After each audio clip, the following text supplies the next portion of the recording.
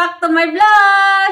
Hello guys! Good morning! Good afternoon! Kung nasa mga kayo nanonood ng vlog ko, hello sa inyong lahat! Today's video po, i-share ko po sa inyo kung paano kumuha ng ECA na kakailanganin natin kapag mag-apply tayo sa Canada. Okay, ano nga po ulit yung ECA? Educational Credential Assessment. Okay?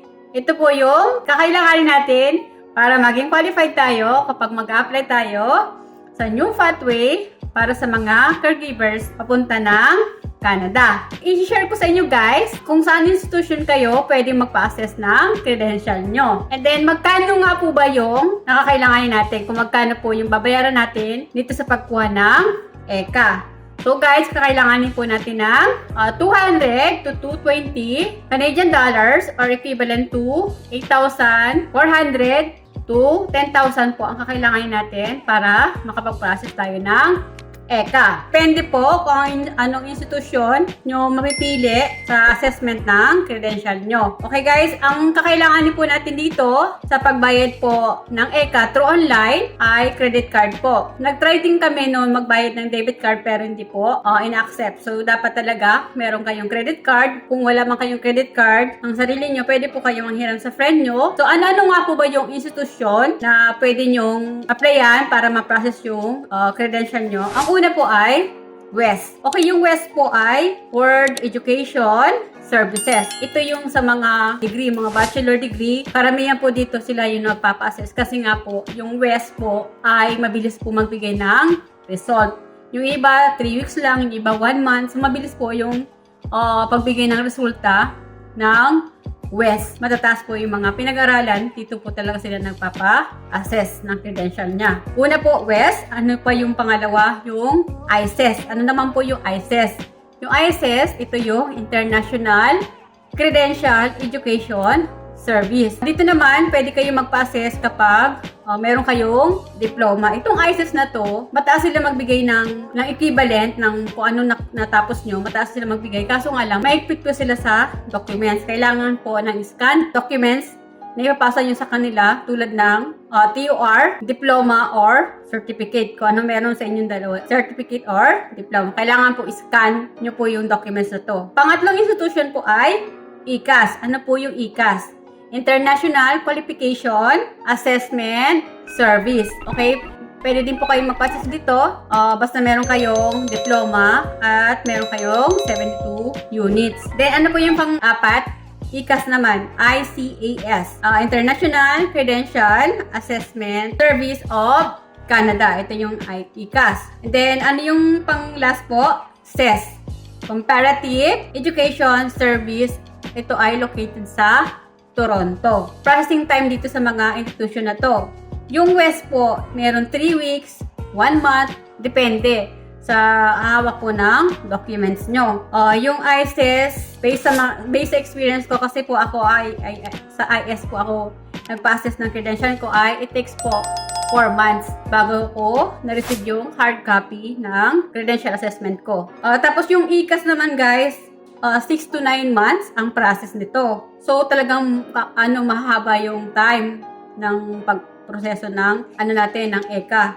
And then, yung ICAS naman, yung IQAS, ay 5 to 8 months. Then, yung CES, 3 months to 7 months. Yung ganon. So, depende po sa process time. Hindi po pare-pares kasi meron din po sa ICES na 1 month lang nagkaroon na sila ng resulta. Nakuha agad na nila yung hard copy. So, depende po talaga sa hahawak po ng documents natin. Depende din po sa institusyon na applyan natin para sa ECA natin. Ano po ba yung mga kailangan natin kapag mag-apply tayo ng ECA?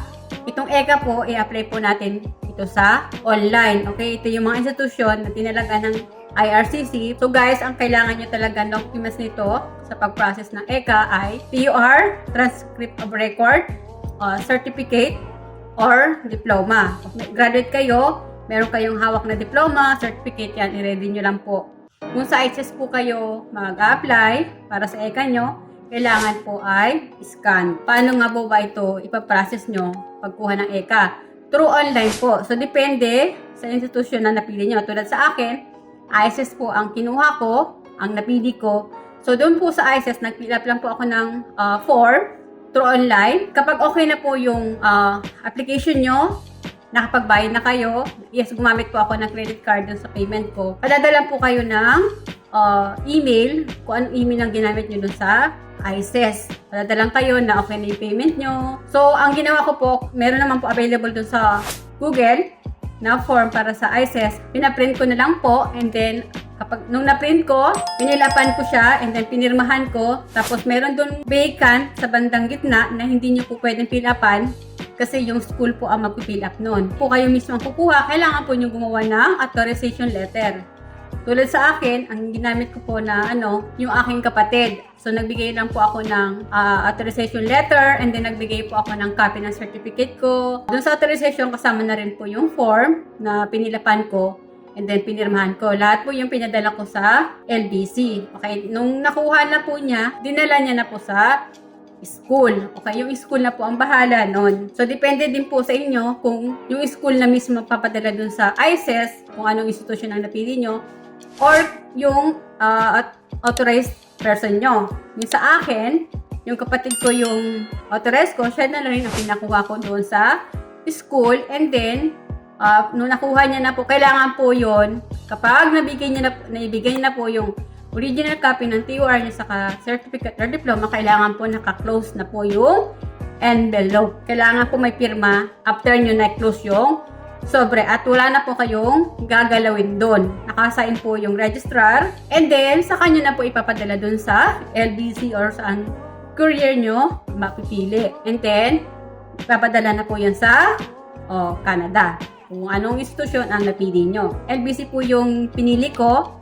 And then, ang kapatid ko na po nagpadala sa LBC. Mabilis naman na-receive ng ICES yung envelope ko galing sa Pilipinas, galing doon sa province namin. Notify naman ako sa email ko na na-receive ng ICES. Antayin nyo na lang po na mapadala sa inyo yung hard copy kung saan nyo in-address. So, yung sa akin po, in-address ko sa amin, sa Pilipinas. And then, doon na po, through DHL po nila, pinadala yung documents ko. Kapag meron ng status yung ECA nyo, so pwede na kayong mag-start naman ng review para sa IELTS. Okay? Gagawin ko din yung IELTS sa isang video para medyo clear po sa inyo at hindi kayo malito. So, good luck guys! Sana may napulot kayong idea dito sa video ko na to. Sa mga mag-start pa lang, magpa-process ng mga documents nila, mga fresh graduate yan ng mga caregiver. Ito na po yung chance nyo para mag-start na kayo sa pag-apply ng ECA nyo. Kasi ito yung kakain po ng time kasi mas matagal-tagal po ang process nito. So ngayon pa lang, umpisahan nyo na po. Apply na po kayo online, and then pasikasun nyo na po sa mga kamag-anak nyo kung saan school po kayo nag-graduate. Make sure po na meron kayong copy ng TOR nyo, certificate or diploma para madali na lang po matrack yung record nyo sa school. So, yun lang guys. Sana may napulot kayong idea dito sa video ko na to. Na-share ko po sa inyo kung ano yung po yung nalalaman ko. Para magkaroon naman po kayo ng idea sa mga mag-umpisa pa lang. Hanggang dito lang muna tayo. Antabayanan nyo po yung next video ko kung paano naman mag-take ng IELTS. Ito din po yung importante na kakailanganin natin para tayo makarating tayo ng Canada. Lalo kung applyan po natin ay HCCP or HSW. Sa mga hindi pa po nag-subscribe ng YouTube channel ko, please paki-subscribe naman po. Paki-like and share na rin po. Kung nagustuhan niyo po yung video ko, please paki-click naman po yung button bell para ma-notify po kayo sa mga updated vlog ko. Thank you for watching. Please paki-support ulit yung mga video ko. Bye! God bless us all!